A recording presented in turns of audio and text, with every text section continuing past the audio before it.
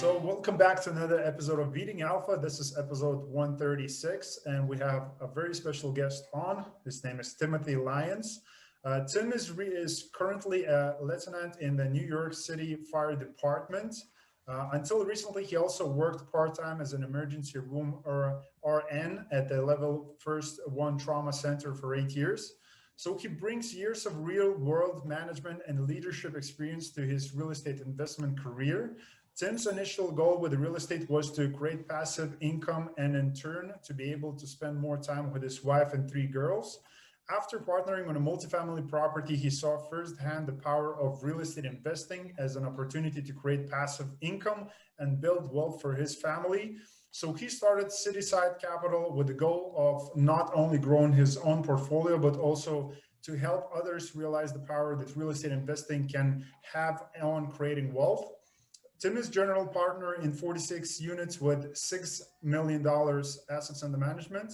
He graduated from Providence College in 2005 and can often be spotted in a crowd when the Friars play in the Madison Square Garden in New York City. So make sure you find him in the Madison Square Garden when the game goes. And you can find more about him again on Facebook, LinkedIn, blogs, Investor Club. So all of these links are going to be down below, and the website, which is called citysidecap.com. That's citysidecap.com. So Timothy, quite a bio here. So I'm very happy to have you on today in the show. I appreciate it. Yeah, thanks for having me on. I'm excited to be here. Thank you. I'm excited as well. So again, we talked about, first time we kind of, spoke for a little bit, you gave me your personal background and the reasons why you want to get involved with the multifamily business. And it makes a lot of sense for me, but maybe you can share to the audience, why have you chose to go from, working in a fire department and getting involved with the real estate business again, maybe a little bit more in detail. Yeah. So, yeah, I mean, listen, I have a great job. I love my job as a New York City fireman. Been doing it for 15 plus years. And you know what? It's been the adventure of a lifetime.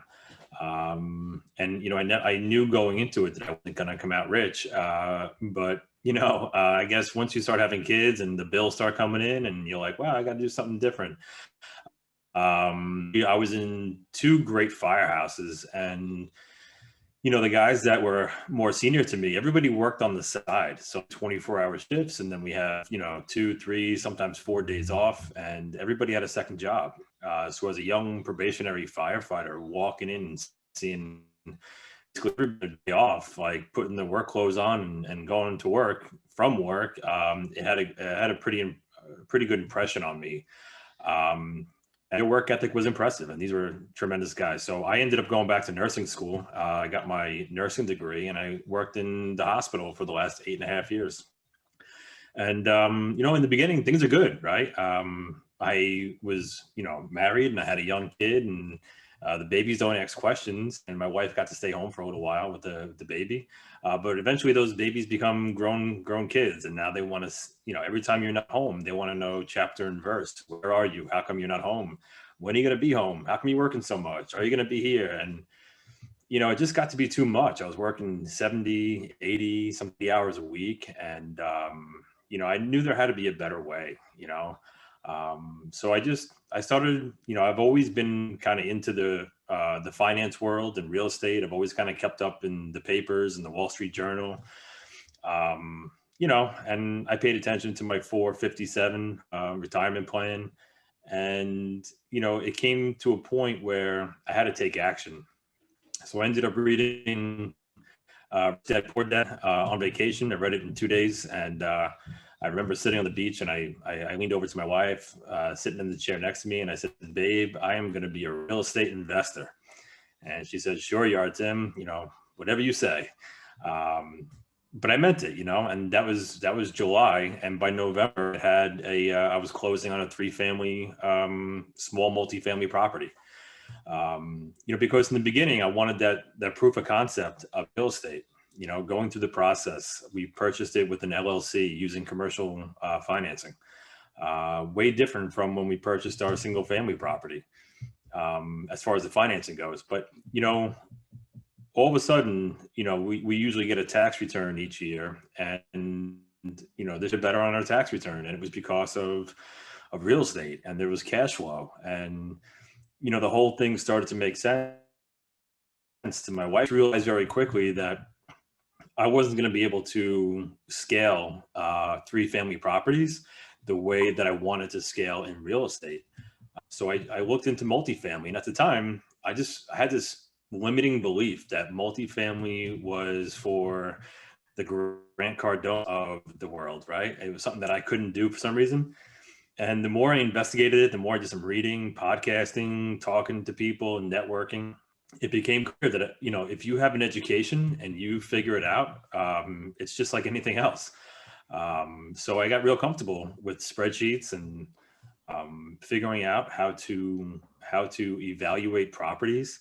But I didn't do it by myself. And that's like the biggest key to my success in my career so far in multifamily, is that I realized that I needed to get a coach or a mentor or something like that to facilitate my entry into commercial real estate.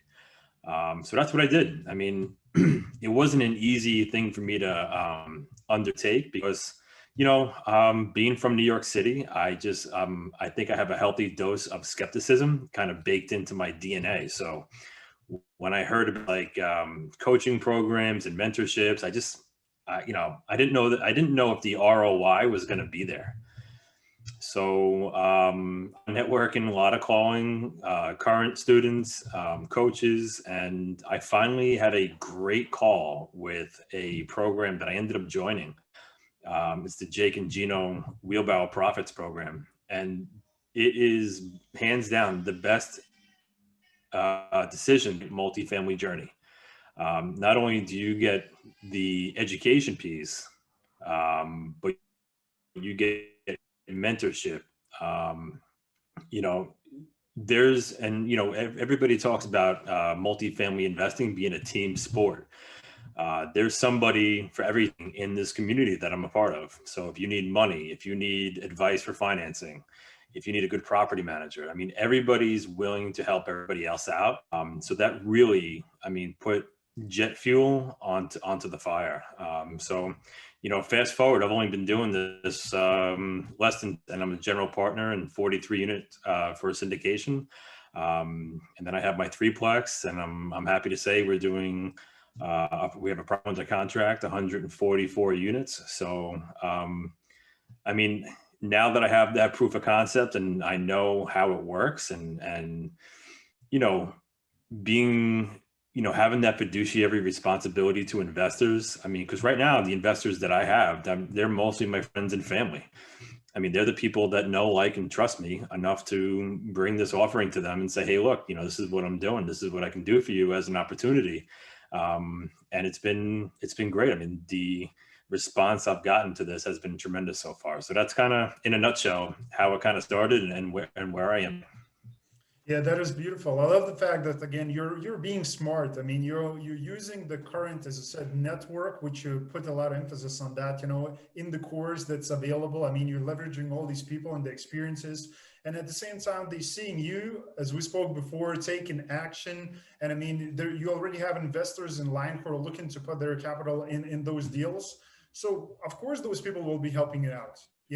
So, but talking about kind of, I think you remember, like, before we had the call, and kind of this is the interview, but before we had a call with Timothy and we kind of talked a little bit, kind of got introduced to each other, and you mentioned one thing, which is the important, and we talked about, 80% is the mindset, 20% is the mechanics.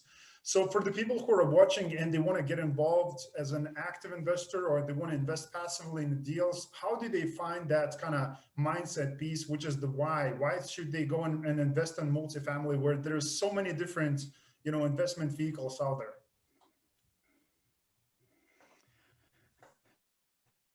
That is the golden question, right? Mindset, as Tony Robbins talks about, is 80%, and the mechanics are 20. And you hear all these podcasts in real estate, either Bigger Pockets or just name whatever mainstream podcast there is, and people talk about limiting beliefs. They talk about mindset. They talk about positivity. They talk about taking action.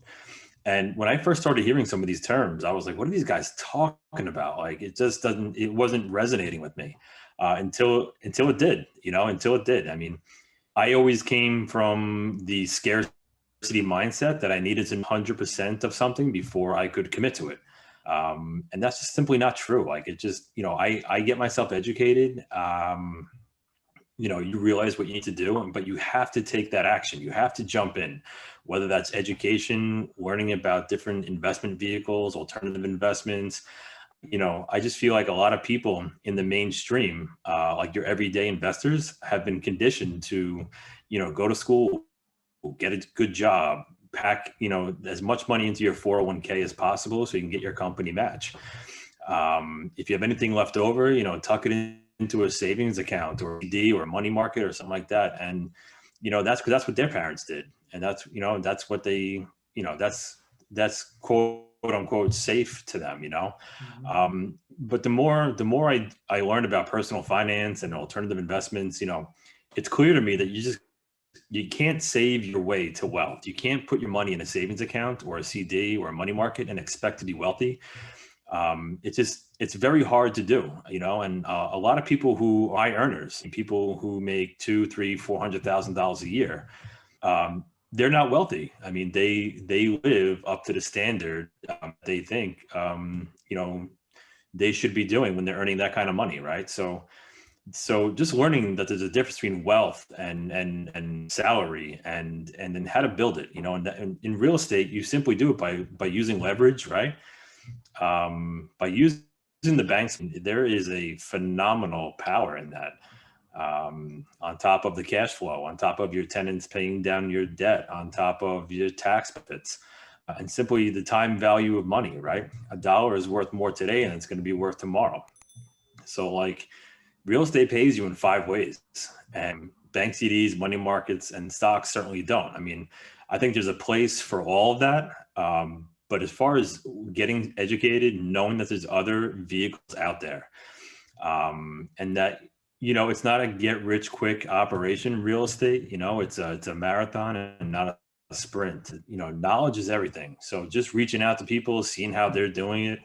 For the longest time, real estate syndications were something that was talked about at maybe the country club or, at wealthy people's kitchen tables. It just wasn't one of those stream vehicles that people kind of knew about. But now the SEC, they've created 506B offerings and fixed offerings, and people little by little, especially with the internet, are learning that there's other ways that you can make money in real estate without being the landlord, without those 3 a.m. calls, tenants, termites, and toilets, as we fondly refer to it as, and that there's other ways to do it. So my goal right now is to really, let people know what I'm doing, let people know how real estate syndication works, how they can get involved, and that's the impact that I'm looking to have for people. I mean, look, I'm a blue collar guy, right? Everyone knows me as Tim, the New York City firefighter, and Tim, the emergency room nurse. And all of a sudden now I'm Tim, the, real estate investor. So if I can do it and understand it and have success with it, then, pretty much everybody can. And that's really the message that I'd love to get out to people. Mm-hmm. Yeah, again, and I love the fact that you're coming back from working in the fire department, which you worked for quite a long time, and again, working in this type of environment, which, like for me, like if I would get involved with something like that right now, I would be really scared, like I would physically, mentally, I would be like, there will be a lot of uncertainty in my body and my posture, for me to go in a building that's burning and I don't know what's going to happen, if it's going to collapse, because we spoke about that kind of, previous time on a call, but, and that's, I think that's a tremendous, kind of spot that you're in, and the vision that you have for the business. You just don't have the fear, and that's why you take an action, and that's why you're taking the steps so fast, and that's why you're building the business so fast, because again, you're working in this type of environment where you have to kind of have, no fear, maybe, let's say, maybe a little bit, where you're keeping cautious and it's going to be danger there and there. Same in his business, you have to be kind of, fearful, and cautious about things, but you have to, kind of put that fear down and take action. And that's what you're doing. So that's really awesome. So again, talking about taking action and taking the steps, I mean, you became the GP in 46 unit deal. So can you talk about, again, maybe some takeaways and lessons that you learned from that deal? Yeah, so I mean, when I joined that community, my goal was to take down a 6, 12, or an 18 unit, sort of property. I never even dreamed that I'd be, raising private capital to take down larger units. So, I'm still going to try to take down, smaller units, myself and with my brother and family and stuff like that. Seeing syndication work and seeing it from the other side was one of the most powerful experiences that I've had. So if someone would have told me a year or two ago that I'd be raising, hundreds of thousands of dollars for a deal, easy, right? I mean, there's no possible way that I would be doing that. So that was a limiting belief of mine. And, to see a deal, to go through the underwriting, to see that everything checks out on due diligence, and then to finally get to close, well, before getting to close, telling people about the deal, having investor calls, having investor webinars, speaking to people nonstop about it. There was a certain excitement for me, at least, because I see the power in it, and when other people see the power in it, it's amazing. So yeah, we closed on that in August, and that was a B+ property in a good area, and yeah, I mean, it's going to be a home run, and I'm really happy to be a part of that one. I mean, and again, it was a team sport thing because I teamed up with a person in the community, the Jake and Gino community, so. And it's amazing. So, from there, they always talk about the law of the first deal, right? All of a sudden, I'm in a second deal, and the contracts were 144 units. So listen, we're in a cycle right now where people are always questioning, is it a good time to get into the market? Is it a good time to purchase real estate? And the truth of the matter is, if you buy it right and you finance it right and you manage it right, and those are three things that Jake and Gino always talk about. They call it the 3 pillars of real estate. If you purchase the real estate with the end in mind, and you have an exit plan, and you have the right debt on the property, it would take an act of God for you to lose on that deal. I mean, it's a real asset. It cash flows from day one. If you have a business plan and you execute that business plan the way that you envisioned it, there's risk in every kind of investment that you're going to make. But to mitigate that risk is kind of easy when you're using your spreadsheets and you're leveraging people with more experience than you. You're leveraging the bankers and people on your team to make sure you got a solid investment in front of you. Mm-hmm. Exactly. As one of the previous guests that I had on a podcast, you just reminded me. He said, like, real estate is not an experiment. It works. Because if you again, exactly what you said, if you're taking those type of steps, from underwriting to operations to due diligence to vetting the tenants and running the property on day-to-day basis. I mean, if you do everything right, then definitely it's going to work because it's not an experiment. So talking about the deals itself, can you talk about what states are you looking for? I mean, and for what reasons are you looking to invest in these particular states? Yeah, so I mean, right now we're looking in Virginia, North and South Carolina, Georgia, Texas, and then places in the Midwest, Kentucky and Kansas. We're really looking in places in the United States that make sense. And what do I mean by that is, we look for different criteria, such as population growth.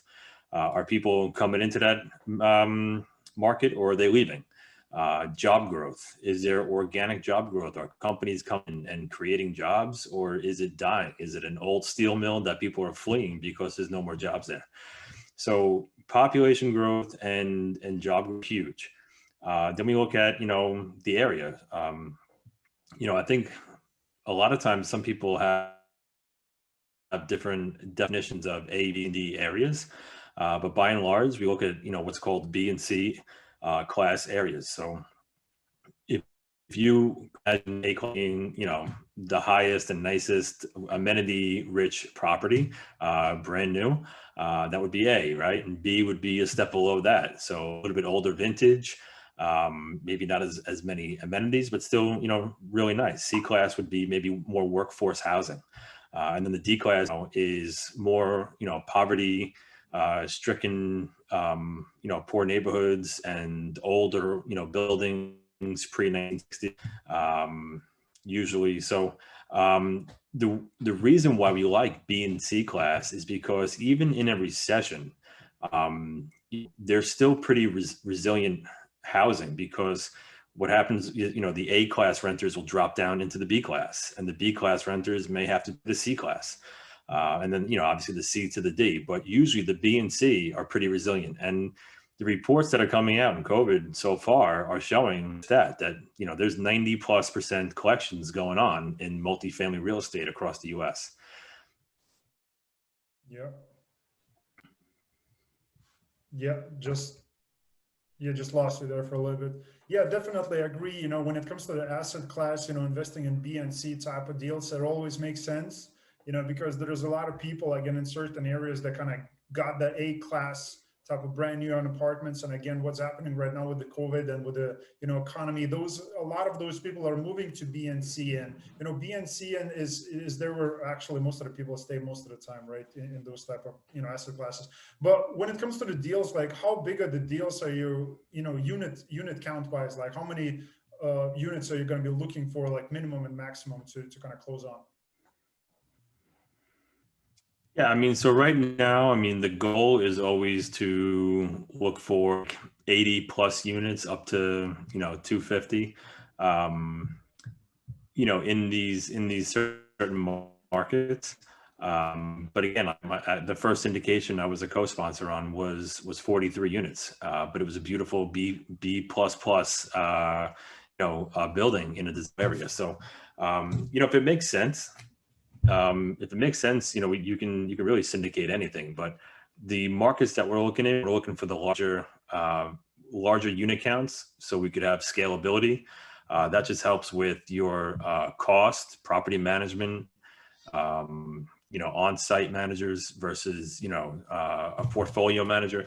So that's kind of where we're looking at right now, and we're also looking secondary and tertiary markets, because right now, because of COVID and where we are, we're seeing a flight from density, right? So people are leaving the major primary cities and they want a little bit more green space in their backyard, or they just want to get out of the heavily, the dense inner cities, where one time, people had to be, because they were at the, if you wanted to work in New York City, like you kind of had to live in the city.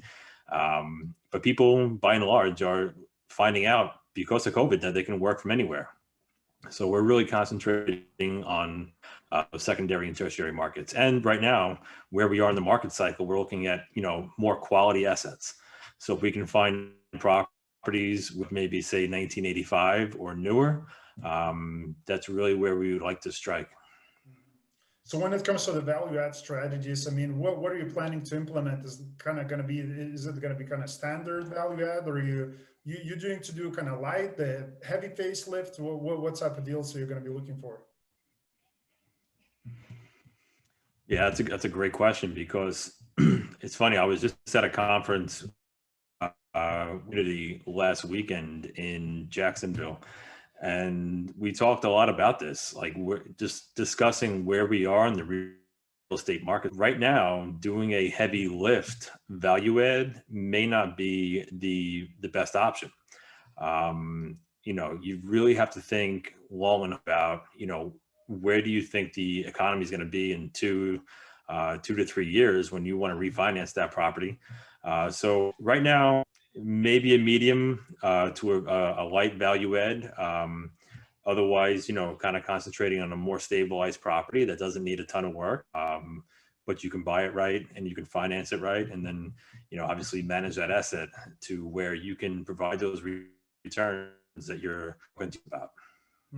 And what's going to be your kind of projected holding period, for the future deals that you're going to find? Of course, it's going to be on a deal-to-deal basis, but you have a number. And on that note, can you talk about, again, how people can get involved? Because you mentioned, one of the ways you want to teach people, again, about multifamily syndication, the benefits of it, and at the same time, how people can become part of those deals as well. So can you talk about the holding period and how people can get involved, because they would have an expectations how long the money will be in the deal for them?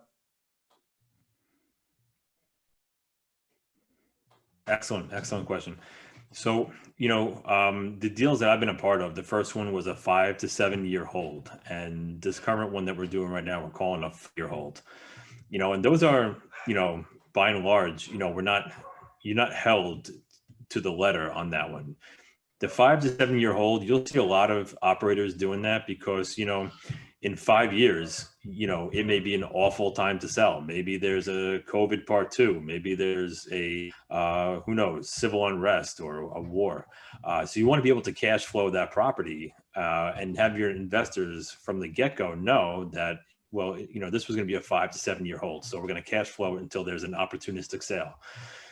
That being said, though, if you're in a 5 to 7 year hold offering, and there's a chance that you can sell the property and meet or exceed pro forma numbers in year 3 or 4, means the operator will take that opportunity and he'll return your money to you faster than you thought. So, it's on, projections, but I can tell you this current offering is a 5-year hold. And again, we're hoping either sell by year 5 or have the opportunistic sale, maybe just prior to that. And then as far as getting involved, I mean, there are a ton of syndicators out there, and basically it just takes education and it takes time to get to know a sponsor, get to know their track record, get to know what types of assets they have had success with. What kind of markets do you want to be? Do you want to be in a market that's close to home because you know all about it, or do you live in maybe New York City and you want to invest in Texas? A market that's growing. So it's really doing your homework and looking for sponsors that you align with and that you like their assets. Some sponsors will do a 10-year hold. Some sponsors will do a 3-year hold. So it's just really kind of getting out there. But to be involved, like if you wanted to be involved with, say, Cityside Capital, what you would do is you go to our website and we have a investor on the same thing. You would click on the link for the investor club, you fill out your information, and it'll prompt you to click on a meeting to set up a call with the sponsor. So you would have a call with the investor relations partner and have a very frank conversation about what are your real estate goals, where do you want to invest, how much would you want to invest, are you a non-accredited or a sophisticated investor, do you need some more time to maybe get educated on how it works, or do you have how it works? So there's a lot that kind of goes into it, but it's really establishing that relationship and finding out what the investor wants. I mean, it's very easy for these sell it. Like, we know syndication and we see the power of it.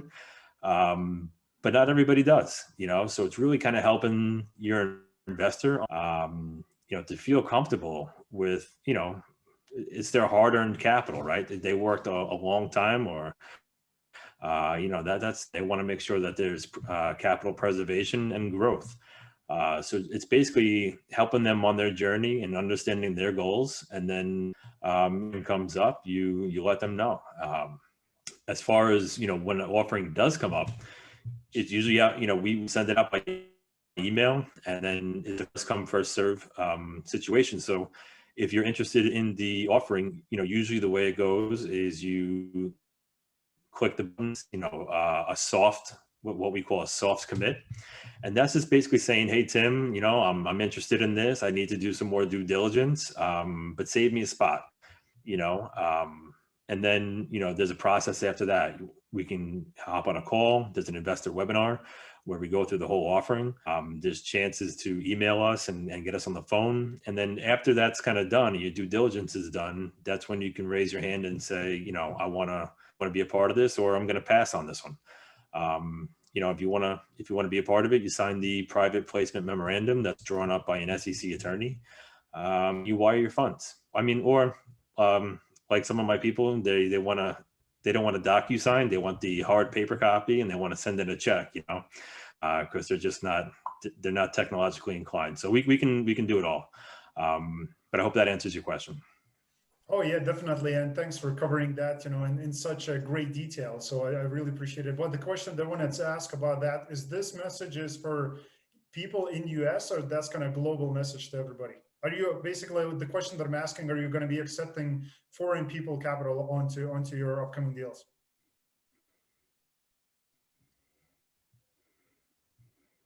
So the question was, do we accept foreign capital? Yeah. Yeah. So some operators do, and some operators don't. So it's really, I guess, deal specific. But yes, I mean, there are some operators that will take foreign money, and for whatever reason. And I honestly have to consult our attorney on this one. But I do believe that we can take foreign money into our deals. But don't hold me to that. I'm not giving any legal advice, by the way. Full disclosure, right? Yeah. But yes, I've seen some offerings where there's foreign money involved. Here you go. So maybe if not now, I mean, for the future deals, maybe you will be, allowing kind of foreign investors to invest through, either LLCs, maybe through the blockchain, because again, there's a lot of different things that are happening in the industry. Again, coming back to the point that industries are getting disrupted, and there's different ways that people can raise, capital for the deals. So again, talking about, the current situation with the COVID, can you talk about, again, maybe as an example, using the 46 unit deal that you have? And like, as far as I do understand, you have a third party management company, right? Third party management company, correct. Got it. So the question that I want to ask, can you kind of talk about, because there's people who are going to be investing in those deals. So again, the concern that they have, with the current COVID situation, how are you going to be handling those kind of day-to-day operations, or maybe your property management when it comes to the rent collections? Can you give some examples? Yeah, so this 43 unit that we have, it's actually been working out phenomenally. And there's actually vacancies, people moving out, and we've had absolutely no problem getting people in. And in fact, when new people come in, we've actually been able to get a bump in rent that wasn't even in our pro forma numbers, which just makes, our net operating income that much better for the year. But it all goes back to buying right in the right market, right? I mean, there's demand, there's pent up rent. So when there are vacancies right now, we're not worried about it, because it's a nicer asset. It's in a good market. So people want to be there. I don't know, maybe in a C or a C- neighborhood, where people are moving, they're having a tougher time because they're in that workforce housing, that you're going to be able to get that organic rent bump. But right now, where we are, we're in where we are, and the rents have been growing organically, and we projected 0 rent growth in year 1. So it's working out pretty well so far. I mean, we're at 100% right now. So again, it just goes back to when you have that initial call with your sponsor, just getting really comfortable about where your sponsor is investing and why. Like, why you guys in North and South Carolina? Why you guys? And it's a great conversation to have, because you want to be able to, especially if you're not going to go out and visit that property, if you're going to be a long distance investor, you want to have confidence that the market is where you want to be. It's a growing market. There's population growth, job growth. We are in a good market, and we're in a solid B+ asset. So when we've had vacancies, since the summertime, we've had new people in there right away, and we were able to have organic rent bumps for the new tenants. That wasn't in our initial underwriting for year one. We have projected a year one rent growth as being zero, but we're already commanding rent bumps. So it's really, because of COVID, that's why we're, really kind of stressing that flight from density and that flight to quality asset right now, because that's where we think, you're going to be able to still win with multifamily investing. Right now, like a C minus heavy lift value add property, that's just not where we're going right now. So, to have that safety, to maintain that investor confidence, that's kind of the space that we're looking to play in. Yeah. Awesome. Great. So coming back to, again, the point, that AUM count, I mean, now you're working, as you said, there's 126, like how big is the deal that you're working on currently? Oh, right now it's 144 units. 144, sorry. So 144 units that you're working on currently. So do you have a specific number when it comes to assets under management that you want to hit kind of this year, or you're not going to be pushing and looking for that kind of perfect deals for yourself? What is going to be your approach? Yeah, I mean, I'm kind of just taking it as it comes, right? I mean, because being in the COVID, scenario, I would love to have as many doors as I could, but really, we had to walk away from a property that was over 200 doors earlier this year, and that kind of hurt. That would have been a nice hit, but I mean, at the end of the day, it's I invest right alongside my investors, so if it doesn't make sense, you have to walk away. So, but what, 2021, I think is going to be a pretty exciting year for real estate. I think certain properties are going to be opening up, not burnt out landlords, mom and pop operations, but also people who maybe didn't finance their properties correctly a couple of years ago, and maybe their notes are coming due, and they might be in trouble. So to be able to offer a solution to those operators, I mean, that's, I think, where where 2021 is going to start off. Awesome. So good. So of course you can keep updated to, when it comes to the count of assets under management in social medias, which of course is going to be posted on. So it's going to be on Facebook, LinkedIn, and the website. But kind of the one question, kind of the last question that I wanted to ask you, because I know like your family is part of what you're currently doing, in multifamily business. You wanted to provide that and create that, passive income to build wealth for your personal family, and you doing that for other families at the same time too. So that's very beautiful. But what is if there's a higher kind of purpose that you feel you serve personally, and maybe kind of legacy that you want to leave behind you? Yeah, it's really, I mean, that's a great question. I want to be able to have an impact on other people's lives. Me having gone through my journey and my financial education, it means a lot to me. But I got started at 38. I mean, I wish I had a chance to do this when I was 22. So just kind of really having that impact on people. I mean, and listen, I'm a blue collar guy. I mean, I would love to help other firefighters and cops and nurses, teachers, construction guys and girls, people who maybe think that real estate investing might be beyond their reach, and really kind of driving it home that it's not, that you can save your money and you can invest in real estate, and you don't have to be the landlord. You can literally take all the same benefits being involved in a syndication, and just not have the tenants, termites, and toilets to deal with, so my goal is to put out, I put out a weekly blog post to educate people on how the syndication works, what the benefits are, what the structure is, so that, people can get really comfortable with the process. It's not as scary as it sounds. And once you kind of, commit to it, and then obviously take action, you can see that you can do it too. So that's really my goal, is to impact people just like myself, and let them know that it's possible to do the same thing. Here you go. And that's a great purpose to have in life and business.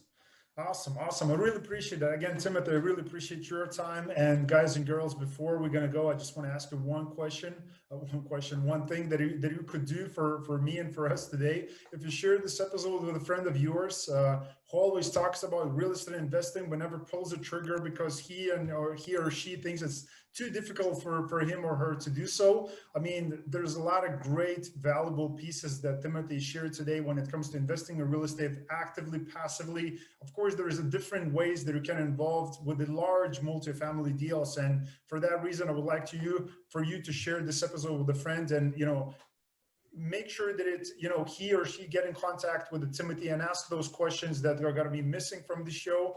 And of course, there's social media links for that person to do so. But Timothy, again, I really want to thank you again, for being here on the show and sharing all these great pieces of knowledge today on this episode. Yeah, thank you so much for having me. I really appreciate it. Thank you. Thank you. Again, guys and girls, make sure to share this episode. Timothy, really appreciate you coming on this episode. It's been a really great fun and, an inspiration to listen to your story and what you're planning to do with your future business. It is awesome. And guys, as always, I'll see you on the next episode. Thanks for watching.